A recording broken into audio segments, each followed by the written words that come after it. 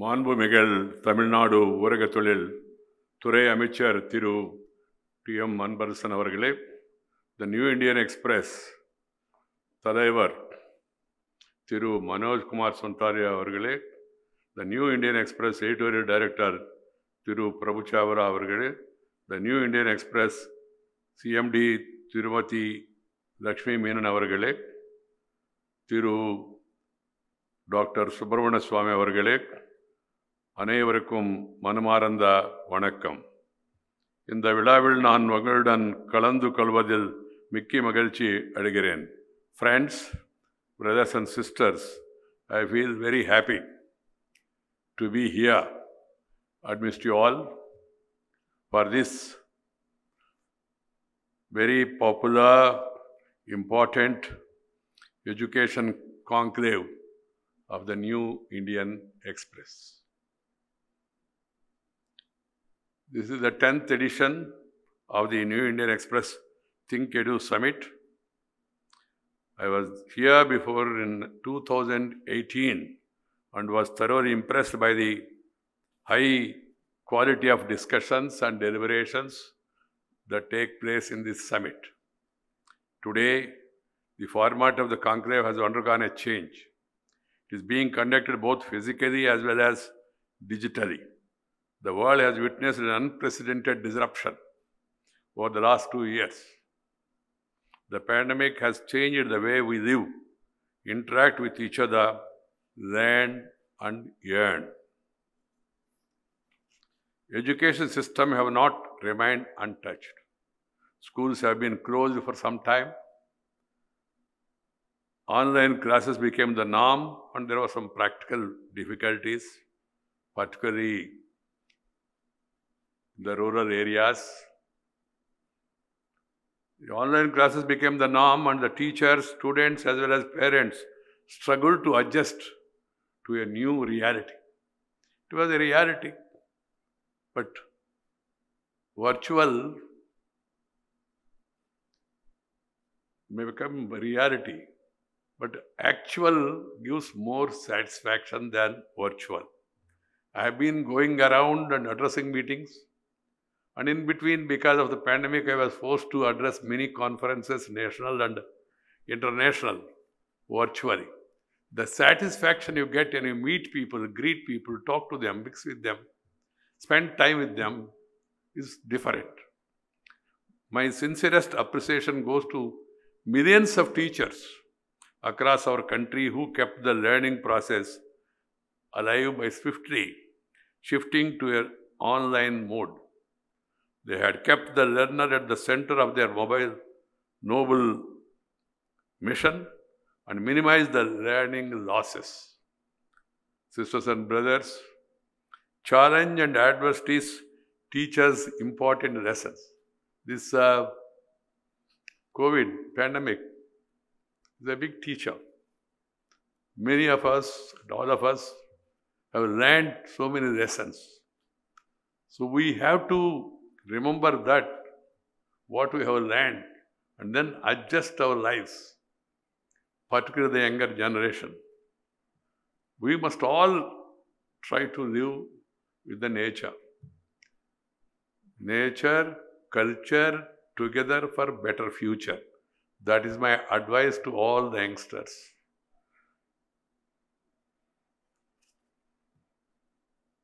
During the last 2 years, we have learned to use technology to impart knowledge, learn new skills, and run education institutions. The new frontiers have opened up for the transmission of knowledge. Digital tools have made learning more engaging and interactive. Yet, there has been a glaring gap in the access to technological gadgets. The digital divide became wider and more visible. There were reports of negative impact on emotional well-being of students. Now that we have some respite from the pandemic, I hope it will be,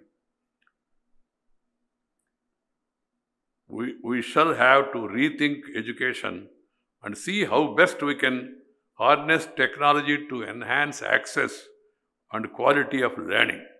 We should recognize the value of social and the emotional dimensions of learning and strengthen them in the curriculum and functioning of schools. My dear sisters and brothers, we are celebrating 75th year of our independence. We should not only celebrate the achievements of our post-independence development journey, but we should also think ahead what we need to do in the next few years. We have many things to our credit. The successive governments and our own people at various levels, they have done their best. But still there are challenges. These challenges has to be understood and they need to be addressed. After 75 years of independence, still around 20% of the people are still illiterate. There are educated illiterates, that's a different matter. I am talking of literacy rates. Second is that nearly 20% of the people are living below poverty line. So eradication of poverty, eradication of illiteracy. And there are certain areas where there is a social divide even now on the basis of a caste. And then there is gender discrimination. Women, they constitute 50% of our population, but still they are not getting their due. Given an opportunity, they have skills, they are exhibiting it whenever they get an opportunity, but they did not get adequate opportunities over the years. For whatever reason it is, I am not getting into that. So we should move in the direction, the entire society, not only our system, our government, our central government, state government, union government, state governments, and also local bodies, organizations must move in the direction of taking care of these shortcomings or challenges and strengthen our nation.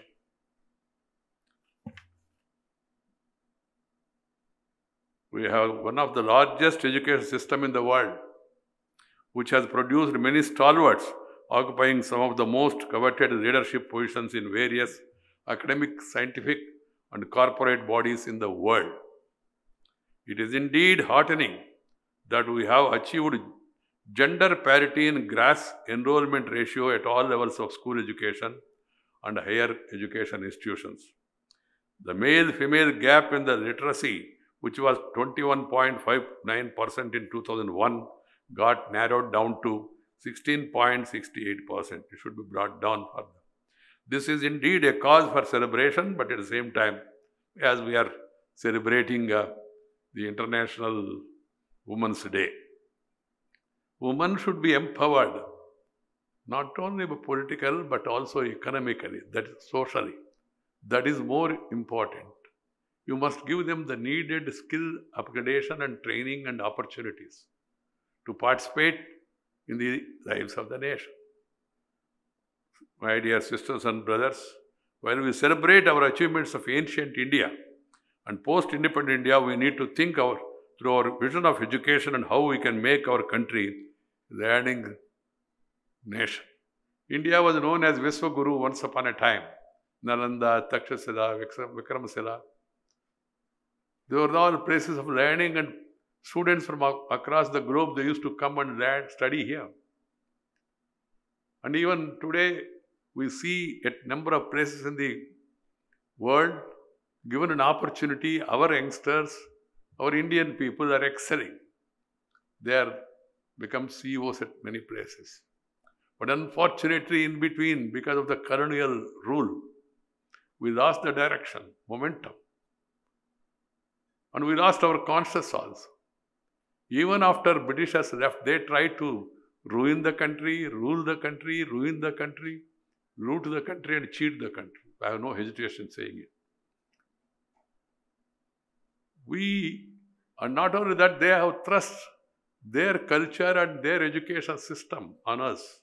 And unfortunately, even after independence, the hangover still is there, and we are following the so-called Macaulay educational system. We were all told during our younger days, I remember Robert Clive the Great. There is not much about Chhatrapati Shivaji Maharaj. Not much about many of our country, Veera Pandya Kattabomman, Subramanya Bharati, V.O. Chidambaram Pillai, Alluri Sitaram. There are stalwarts in our country. But there are great people, Ramanujam, C.V. Raman. There are many. But our history books contain more about those foreigners who ruled us and ruined us. It's an unfortunate situation. I'm happy that the new educational policy, which was drafted by eminent people led by Sri Kasturi Ranganji, and after wide discussion across the nation, and including in Parliament, we have adopted it. And now I urge upon all the state governments and also other agencies to implement it in letter and spirit. And at the same time, we should also focus more on education in mother tongue, education in Indian languages. This is the need of the hour. I don't know why the administration is in a foreign language. People, they should be ruled. And all government orders and gazettes notifications must be in the local language. I have no problem in issuing an English gazette also, translation, or wherever it is necessary, Hindi also, no problem. But basically it has to be in the local, Tamil, Telugu, Kannada, Malayalam, Marathi, Assami, Punjabi, Bhojpuri, whatever it is. People know that language. And I would like to see in future the primary education has to be in the mother tongue. And I also would like to see administration, then judicial proceedings, Parliament. There should be a system of simultaneous translation. We are moving in that direction, but we must move faster. Many people, they express doubts, sir, if you don't read in that language, you will not go up. Sometime back, in one of my meetings, after hearing my speech, the one boy stood up and he said, sir, it's very difficult to come up in life. I said, why? No, to go up. Then I said, in the lighter vein, Babu, I have spoken to God and he told me there is no restriction like that. Once the expiry date is over, everybody can reach without the language barrier. He said, no, sir, you are joking, but I am talking of coming up. I would like to tell you, and I have been telling it everywhere, the President of India studied in mother tongue. The Vice President, I also come from a rural area, I studied in my mother tongue. The Prime Minister, most popular Prime Minister, he did not go to convent. He became Prime Minister of this mighty nation. And then Chief Justice of India, present Chief Justice, he also studied in his mother tongue. Many people initially. Later, of course, there is nothing wrong, and moreover, it's advisable to learn English. Learn English, French, German, Persian, any number of languages. I have no problem. Children should be encouraged. First, basic learning must be in the mother tongue. That's why I say mother tongue is like your eyesight. The other languages are like spectacles. If you have eyesight, then your spectacles will improve.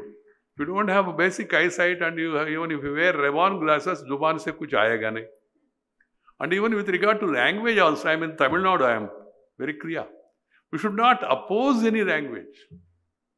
And we should not, my advice to all people is, no imposition, no opposition. That should be the position. What is the problem in learning Hindi? What is the problem in learning other languages? You feel proud of Tamil. Be proficient and efficient in Tamil. Then learn other languages because opportunities are there across the country.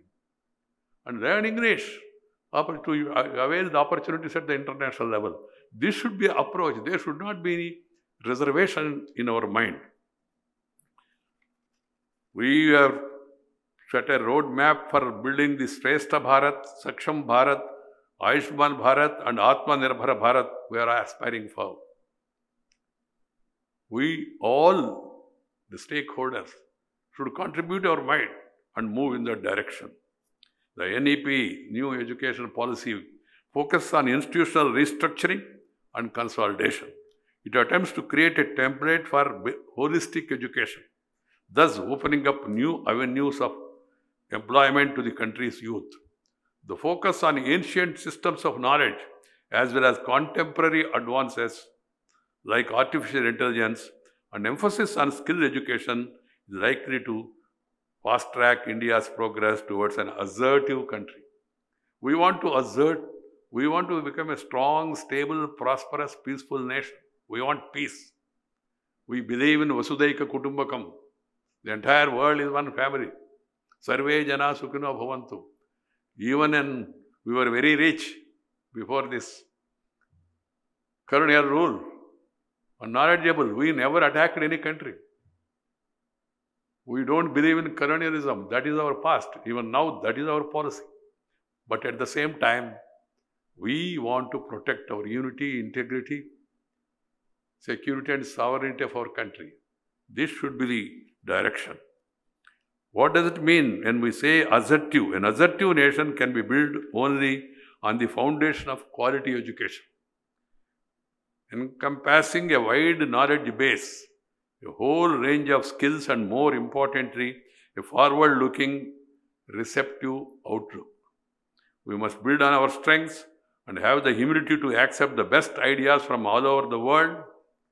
We should not have any problem about that. That's in fact the spirit of our country, where many millennia we have adopted the approach so beautifully captured by our ancient thinkers who said, Ano Vadra Kratuvav Yantu Visvatha, or let noble thoughts come to us from all sides. What the new education policy postulates is this connection. Connection with our past achievements and intellectual heritage. Connection with our native languages and culture. Connection with the life and livelihoods of people. Connection with the planet and the environment. Connection with technology and scientific knowledge. Connection between disciplines. I believe that the essence of education is to establish these vital connections. The education of the future must build bridges between the world of learning and the world of work through entrepreneurship and skills upgradation. The academia must have more intense interaction with industry, with agriculturists, to ensure that knowledge leads to innovation and greater productivity. We are basically a rural country, agriculture country. So our youngsters, they should also focus on agriculture, learn new techniques, spend time with the agriculturists, visit villages frequently. And the researchers who are doing research on agriculture, they must pass on the knowledge to the people. Ultimately, research is for the betterment of human lives. We must make people's life more comfortable and happy. This should be our approach. The governance of the country should benefit from the country's vast intellectual capital and diverse strengths of professional bodies. Education must become an instrument of national transformation. The PM gave a 3-line mantra: reform, perform and transform. Transformation of the nation. If this dream has to be realized, we must take the national education policy as a starting point, a springboard for taking up the quantum leap. We must ensure that access to learning opportunities is equitable and inclusive. We need to bridge the digital divide as well as the rural-urban divide. We must make education holistic with equal emphasis on cognitive and non-cognitive aspects. We must make education more integrated, multidisciplinary and relevant. Education should help build citizens who are perceptive, receptive and communicative, who are thinking and feeling individuals, who have the passion for acquiring knowledge. And I feel that education is a mission. It should not be used for commission. And we should not give any remission or do any omission. And we must take up education with passion for the sake of the nation, so that we can move forward. This Edu Conclave, the idea is to interact, learn from each other's experience, know good things, and then pass it on to the people. That's why I have readily accepted, even second time, to come to this conference. I like Indian Express, that's one thing, because of our great Ramnath Goenkaji is this thing, but at the same time, the other reason is this. And of course, people say that politics, journalism, and the education, they should all be in mission mode. Friends, once again, I feel happy I am here to address this conclave. I count on our educationalists and education planners to go the extra mile to do whatever is necessary to bring about this change. The touchstone of our success is to move from thinking to doing, from merely doing to doing it right, doing it well, and doing it on time. Let this not be a missed opportunity. We must focus on unfinished literary tasks, motivate our teachers to excel, and create a learning society with equal emphasis. All the 4 pillars of education enunciated by the UNESCO: learning to know, learning to do, learning to be, and learning to live together. We have demographic advantage. 65% of our population is below 35 years, and around 58% is below 25 years. We have this great advantage. We must utilize it. This is only possible if our human resource is given equitable access to quality learning opportunities. We as a nation must collectively engage in this task. Friends, once again I feel, as I told you, I like moving around. This I have been doing right from my younger days.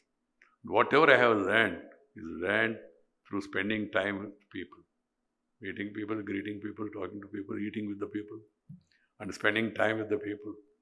Going around the country, you know the country well. You will be knowing the problems of the people, not by reading alone.